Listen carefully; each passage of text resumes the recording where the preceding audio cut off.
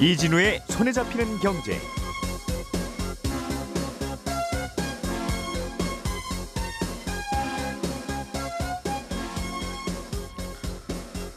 안녕하십니까, 이진우입니다. 우리나라 정부가 수도권 광역급행철도 GTX의 노선을 대폭 확장하기로 했습니다. 수도권 노선을 강원도 충청까지 연장하고 다른 지방들도 권역별로 급행철도 GTX를 건설하겠다는 방침을 내놨습니다. 지난해 1월에 한시적으로 도입됐다가 부동산 시장 반등에 촉매가 됐던 특례 보금자리론, 이 정책 대출이 다음 주 월요일 29일에 종료되고 다음 날인 화요일 30일부터는 보금자리 론이 재출시됩니다. 소득 조건이 다시 추가되고 대출 한도 등의 요건이 좀 더 강화됩니다. 이슬람 율법에 따라 음주와 술 제조, 판매를 모두 금지하고 있는 사우디아라비아에 처음으로 술을 파는 가게가 문을 엽니다. 석유 산업에 대한 과도한 의존도를 낮추고 사우디를 무역, 금융, 관광 중심지로 탈바꿈하려는 개혁의 상징이라는 분석이 나오고 있습니다. 1월 26일 금요일 손에 잡히는 경제 시작합니다.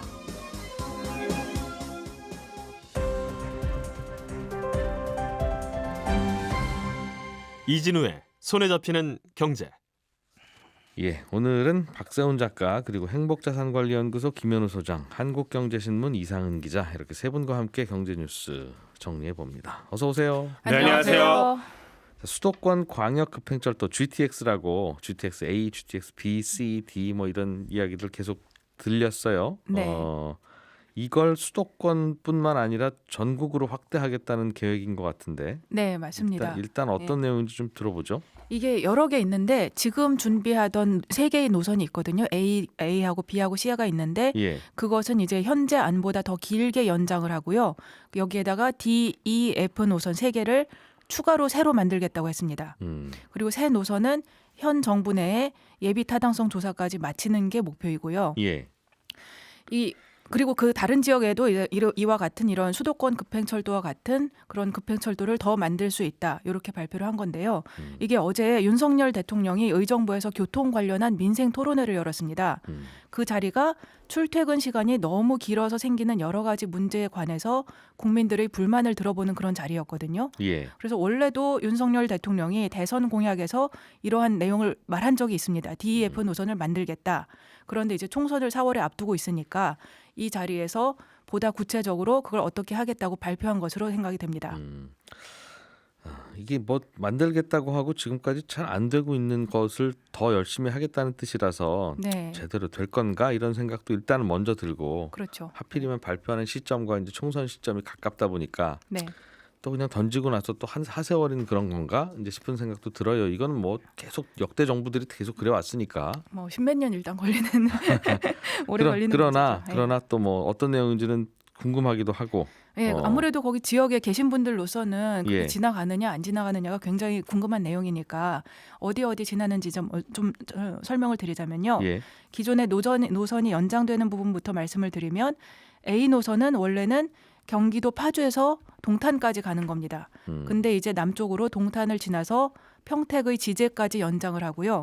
그리고 B 노선은 원래는 인천대에서, 그러니까 인천이죠. 인천에서 마석까지 동서로 이어지는 것인데 이것을 강원도 춘천까지 확 동쪽으로 연장을 하겠다. 근데 이제 연장을 검토하겠다, 이렇게 했습니다. C 노선은 양주에서부터 수원까지 이어지는 노선인데요. 이것은 북쪽으로는 동두천까지 늘리고 남쪽으로는 천안, 아산까지 내려가게 하겠다는 생각입니다. 수도권 급행철도이긴 한데 앞으로 수도권이 이렇게 확장될 거예요 라는 의미를 담고 있는지도 모르겠네요. 충청하고 강원권까지 연장하겠다, 이런 내용을 담고 있는 겁니다. 새로 생기는 노선들도 이제 3개 있는데요. 그 노선 중에서는 양쪽으로 Y자 2개를 좀 붙여놓은 것 같이 생긴 D 노선이 굉장히 관심을 많이 받고 있습니다. 그 D 노선은 어떻게 생겼냐면, 왼쪽에서는, 그러니까 서쪽에서는 인천공항하고 김포 장기에서 각각 출발을 합니다. 그러고 나서 부천 대장에서 이게 합류를 하고, 그 다음에 서울까지 서울 삼성까지 하나로 쭉 간 다음에 이후에 다시 둘로 나뉘어요. 그래서 하나는 경기 남양주의 팔당 쪽으로 가고 다른 하나는 강원도 원주 쪽으로 가고 이렇게 되는 그런 노선이고요. 이 노선이 또 있는데 이 노선은 같이 인천공항 쪽에서 출발은 하는데 남양주 덕소 방향으로 가는 동서 노선입니다. 거의 겹치네요. 좀 전에 설명해 주신 거하고. 네, 근데 이제 조금 그 실제로 지도를 보면 위치가 좀 다르죠. 이제 위아래 부분이. 그리고 또 F 노선이 하나 있는데 F 노선은 말하자면 경기도의 2호선 같은 느낌이에요. 의정부를 지나고 수원을 지나고 부천을 지나가면서 수도권의 외곽을 순환하는 노선으로 예상하고 있습니다. 크게 도는 걸로. 네. 예.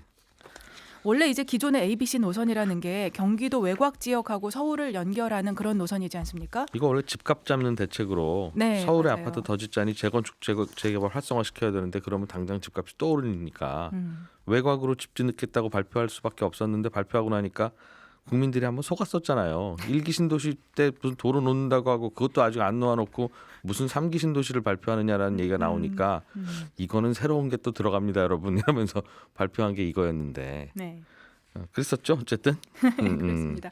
그래서 GTX라는 이 이름 자체가 지금 이제 정식 명칭을 따져보면 그레이트 트레인 익스프레스입니다. 근데 이제 2000년대 후반에 나올 때에는 처음에 말씀하셨듯이 이제 경기도 트레인 익스프레스, 경기도권의 서울 출퇴근을 쉽게 하는 그런 노선으로 이제 출발을 한 것이고 그 G가 그 G였군요. 그래.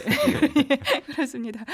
예, 하지만 이제 어제 발표한 내용은 ABC는 연장하고 또 DEF를 추가해서 경기도뿐만 아니라 충남, 천안, 아산, 또 강원도, 춘천 이런 데까지 쭉 연결을 하면 수도권 안에서는 30분 내에 출퇴근이 가능하고 서울로 출퇴근한단 말이겠죠.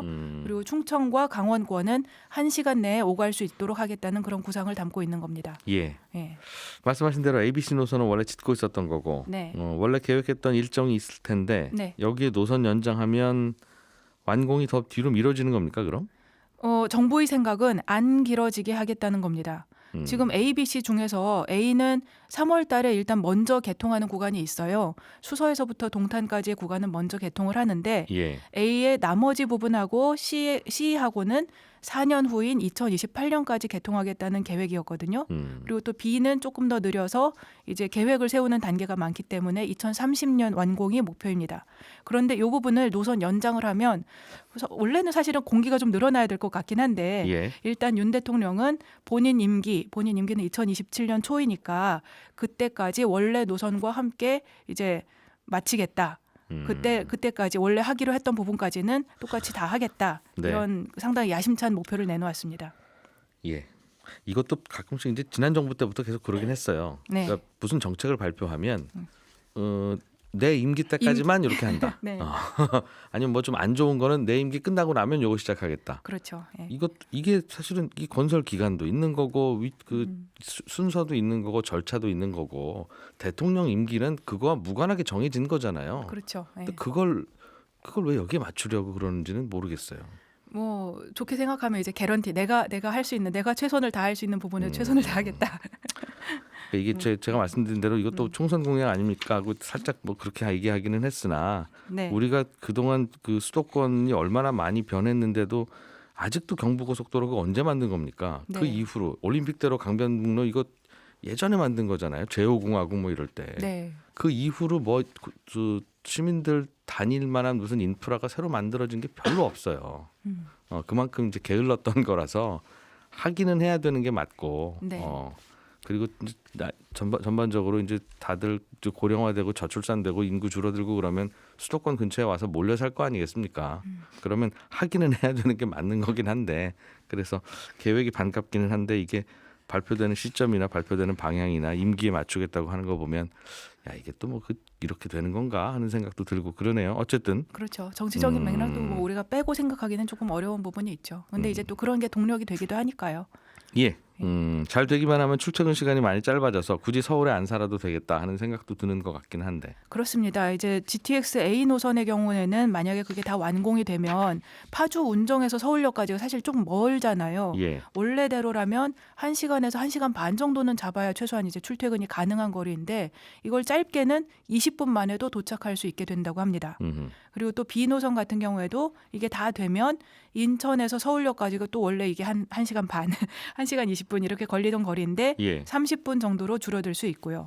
이렇게 하다 보면 이제 지역 간의 심리적 거리가 많이 줄어들고 그러면 이제 맨 처음에 아까 말씀하셨던 대로 부동산 가격 안정에도 이것이 효과가 있지 않겠느냐 이런 기대감도 있습니다.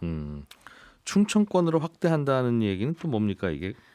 네. 이게 이름이 그 GTX가 경기 트레인 익스프레스로 시작을 했는데 이제 지금 정식 명칭은 그레이트 트레인 해놨지만 이게 G라고 하면 경기도 생각나니까 충청권에도 이제 충청도 C를 따가지고 CTX를 마련하자는 그런 계획이 있습니다. 그래서 그럼 충청도에서 서울로 오는 거예요? 아닙니다. 그거는 이제 충청도 지역 안에 이제 급행철도로서 대전에서 세종 지나서 충청북도로 가는 그런 철도를 준비하고 있던 것이 있어요. 그건 아직 이제 예타 통과나 이런 게 된 건 아니고 그 전 단계인데 실제 이런 준비가 되고 있었는데 정부는 이번에 요거 GTX를 이제 여러 가지 연장하는 걸 발표하면서 우리가 GTX 지금 있는 걸 지금 천안 아산까지 내려보겠다. 이렇게 했지 않습니까?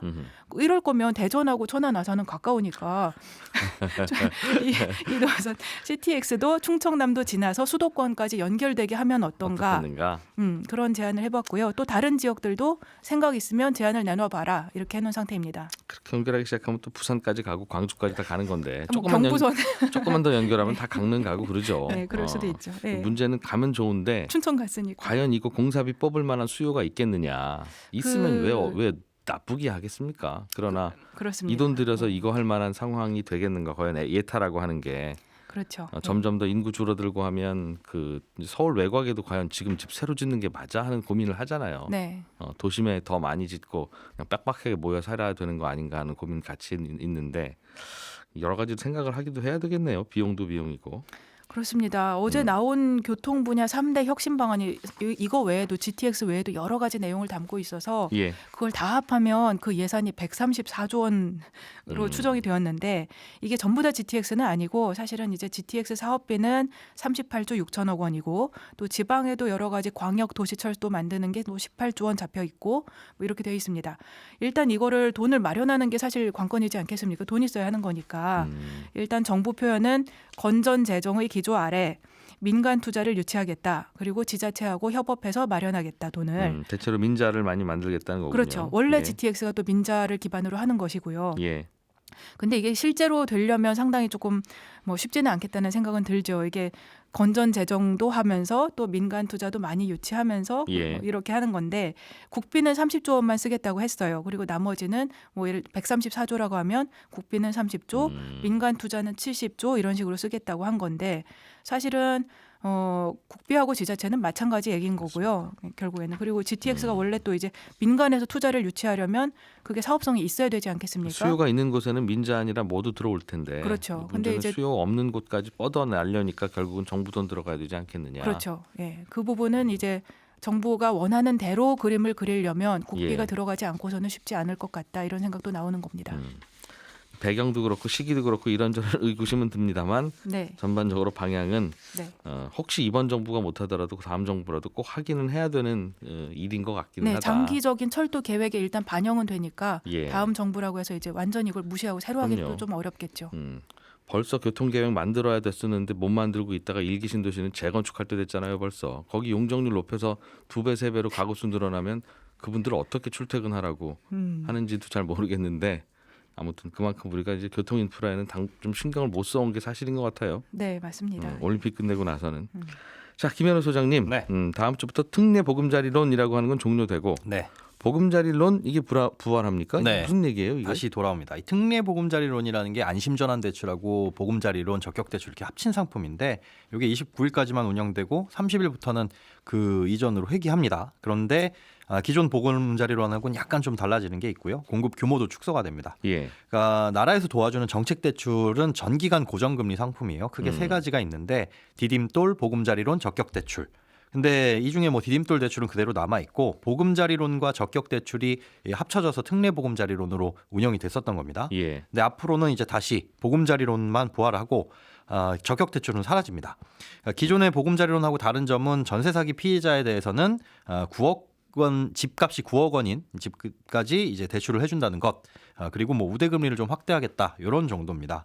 보금자리로는 원래 집값이 6억 원 이하인 경우에만 가능하고 적격 대출은 9억 원 이하까지 가능했었는데 예. 이 적격 대출이 없어지면서 6억 원이 넘는 주택은 이제 장기 고정금리 상품을 이용할 수 없게 되는 거죠. 가장 큰 차이는 6억 넘는 아파트 주택은 이제 나라에서 뭐 해주는 거 없다. 네, 그렇게 보시면 됩니다. 예. 다만 전세 사기인 경우에는 해준다. 요거고요. 그건 뭐 매우 소수니까 그건 좀 다른 얘기인 것 네. 같고. 예. 전체 공급 규모도 이제 확 줄어드는데요. 기존 특례 보금자리론이 이제 44조 원 정도 공급이 됐습니다. 예. 이제 보금자리론을 앞으로 얼마나 공급할 거냐? 이제 계획은 10조 원 플러스 마이너스 5조. 그래서 최소 5조에서 많게는 15조까지만 공급을 하겠다. 디딤돌 대출하고 합쳐서 연간 40조 원 규모로 공급을 하겠다라는 거고요. 예. 금리가 이제 떨어질 거라고 예상이 되다 보니까 그럼 대출 수요가 늘지 않겠느냐. 그래서 정책 대출은 이 서민하고 실수요자 중심으로만 운영을 한다. 이런 방침입니다. 결국은 이제 6억 원 초과하는 주택을 샀을 경우에는 그 장기 고정금리 상품은 앞으로 이용을 할 수가 없고 그건 알아서 그냥 돈 마련해서 각자 사세요. 네, 그렇습니다. 일반 주택담보대출을 이용을 해야 되는데 그러면 또 전체적으로 대출 한도가 줄어들 수 있습니다. 예. 가계부채 증가세도 좀 붙잡아 놓을 수 있을 거라고 판단이 되고 있는데 디딤돌이나 보금자리론 같은 대출은 DSR 적용을 받지 않습니다. 그런데 은행 대출은 DSR 적용 받는 데다가 금리를 보면 혼합형 내지는 뭐 변동금리 상품이잖아요. 근데 올해 2월 말부터 그런 이 변동금리 상품에다가는 추가적인 가상금리를 얻는 스트레스 DSR이 도입이 되게 되면 대출 한도는 이제 앞으로 더 줄어들 것이라고 전망이 되죠. 사실 이거 9억으로 확대하면서 작년에 이맘때쯤 네. 그러면서 이제 집값이 좀 반등하기 시작했어요. 네. 그리고 이게 이제 대충 끊어질 때쯤 무렵부터 다시 조정받기 시작해서 이 정부 대출 상품이 이게 집값을 요즘 움직이고 있구나 네. 하는 걸 느끼고 있는데 새해부터는 무슨 그 신생아 특례라고 해서 네네. 아이 낳고 나면 뭐 2년 안에는 또 괜찮은 대출 해주는 걸로 바뀌니까 예. 이제 정책을 이쪽으로 쏟겠다는 건데 그렇습니다.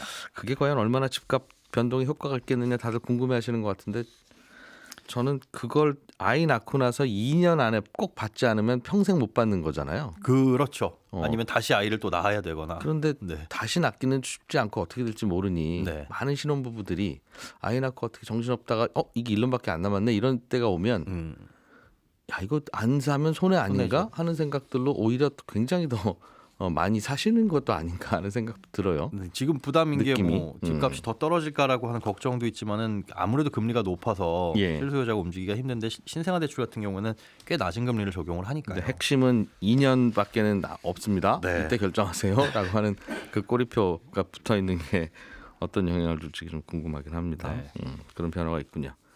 박 작가님이 준비해 오신 사우디아라비아 얘기 좀 해보죠. 예. 사우디아라비아 술집 생긴 게 그렇게 큰 뉴스예요? 큰 뉴스죠. 사우디아라비아는요. 이슬람 국가 대부분 율법으로 술을 금지하고 있지만 특히 더 술 판매 금지 국가로 유명하거든요. 예.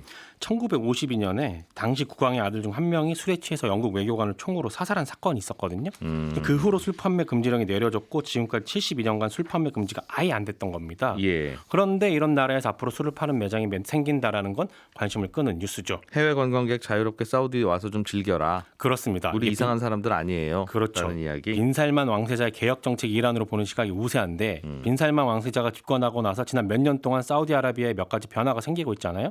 예를 들면 뭐 여성들도 운전을 할 수 있게 한다거나 가수들이 콘서트를 열 수 있게 한다거나 그런 건데 여기에 대해서 지금 추진 중인 이른바 비전 2030이 석유우전 경제에서 벗어나서 관광객들을 유치해 보겠다는 관광산업 활성화 정책이거든요, 사실은. 예, 예. 그런데 관광사업을 활성화하려면 주류 판매가 허용이 돼야 됩니다. 그러면 앞으로 사우디는 이렇게 생기면 국민들도 같이 와서 마실 수 있는 겁니까? 아니면 외국인만? 아직은 거기까지는 허용이 안 됐고요. 사우디아라비아에 와 있는 외교관들만 이용할 수 있고 예. 한 달에 마실 수 있는 술의 양도 어느 정도 제한을 한다고는 하는데 그냥 외국인 관광객도 안 되고 외교관만? 그렇습니다. 아직은 그렇다는 겁니다. 그런데 어쨌든 이런 제한적인 조치에도 불구하고 술을 판매하는 매장이 일단 허용이 된다라는 거는 궁극적으로는 앞으로 호텔이나 아니면 다른 장소에서도 술 판매를 허용하려는 그런 예. 첫걸음으로 보는 시각이 매우 우세합니다. 외교관들은 그냥 집에서 다들 그동안 마셨다고 그러던데 몰래. 그렇습니다. 외교관들이 술을 밀반입하거나 아니면 또 너무 금지하다 보니까 만들어서 마시는 경우도 있다고 제가 예. 어제 취재하다가 들었는데 또 현재 살다가 오신 분한테 들어보니까 이건 여담입니다만 다른 나라에서는 한 병에 한 3, 4만 원이면 사는 위스키가 사우디아라비아에서는 암시장에서 한 45만 원, 50만 원 이렇게 거래가 되고 있다고 하더라고요. 그래서 외교관들을 대상으로 하는 술집을 열겠다라는 거는 여기서 그냥 합법적으로 술 드세요. 밀려하니 같은 거 하지 마시고 암시장에서 술 사지 마시고 이런 의미도 있어 보입니다. 우리나라에서 3만 원 하는 게 거기는 40만 원. 45만 원. 예. 우리나라에서 40만 원 하는 석유가 거기는 또 3만 원. 그렇죠. 이건 좀 다르네요. 예. 이렇게 해서 슬슬 이제 사우디도 문을 열 수밖에 없는 상황이 오고 있다는 상징이다 그 말이네요. 그렇습니다. 네.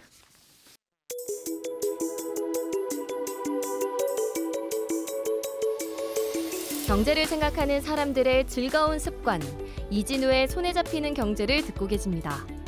매주 처음과 끝에 찾아가는 특별한 코너, 친절한 경제가 이어집니다.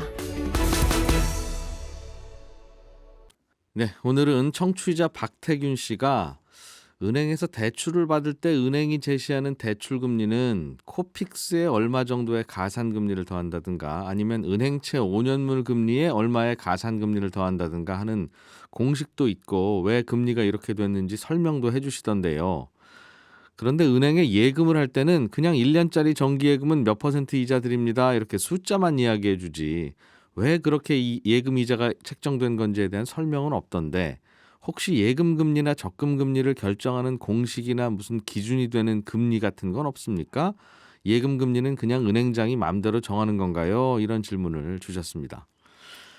은행 정기예금 금리는 도대체 어떤 기준으로 정해지는 거냐 이게 궁금하셨던 건데요. 결론부터 말씀드리면 한국은행이 결정하는 기준금리가 얼마냐에 따라서 은행 정기예금 금리가 비슷하게 결정됩니다. 한국은행이 정하는 기준금리는 은행과 한국은행 사이에서 돈을 거래할 때 주고받는 이자율인데 예를 들어서 한국은행 기준금리가 3%라는 말은 혹시 은행이 장사하다가 남는 돈이 있으면 한국은행으로 가져오세요. 연 3% 드릴게요. 라는 뜻이고 또 돈이 모자라면 연 3% 이자만 내세요. 그럼 한국은행이 얼마든지 빌려드립니다. 이런 뜻이거든요. 그러다 보니 은행들끼리 서로 남는 돈을 빌려주고 모자라는 돈을 빌리는 단기 금융시장에서도 한국은행 기준금리 언저리에서 금리가 형성됩니다. 당연한 것이 한국은행에 가면 3%에 빌릴 수 있는데 그 시장에서 굳이 3.5%나 4%에 빌리는 바보는 없을 거 아니겠어요? 그러다 보니 대충 3% 근처에서 가격이 형성되겠죠. 하루만 맡겨도 이자를 꽤 주는 CMA나 MMF도 알고 보면 손님한테 돈을 받아서 이런 단기 금융시장에서 그 돈을 굴리는 겁니다. 그래서 그 이자도 한국은행 기준금리와 연동해서 움직입니다. 물론 금융회사도 그런 일을 하면서 이익을 좀 남겨야 되니까 한국은행 기준금리보다는 약간 낮은 이자를 주기는 하죠. 이렇게 한국은행 기준금리 근처에서 자금들이 활발하게 거래되는 시장이 있는데 만약 어떤 은행이 한국은행 기준금리보다 훨씬 더 낮은 정기예금 금리를 제시하면 하루만 맡기셔도 한국은행 기준금리 근처에 이자를 드립니다라고 하는 CMA나 MMF하고 경쟁을 할 수가 없습니다. 하루만 맡겨도 3%를 주는데 1년 맡기시면 2.5% 드린다고 하면 누가 정기예금을 하겠어요. 그러다 보니 은행 정기예금 이자율은 적어도 한국은행 기준금리보다는 높을 수밖에 없게 되고요. 그렇다고 너무 높은 이자를 주고 예금을 받으면 대출을 해줘봐야 마진이 안 생기니까 대출금리보다는 낮은 적당한 수준에서 손님들이 돈을 맡기실 만한 수준에서 정기예금 이자율을 결정하게 됩니다. 은행장이 마음대로 정하는 것 같기는 하지만 내부적으로는 이 다른 금융상품들하고 경쟁이 될 만한 금리를 도출하려고 아주 치열한 계산을 하고 있는 거겠죠. 질문 보내주신 청취자 박태균 씨께는 저희가 준비한 선물 보내드리겠습니다. 지금까지 이진우였고요. 저는 다음 주 월요일 아침 8시 30분에 다시 오겠습니다. 함께해 주신 여러분 고맙습니다.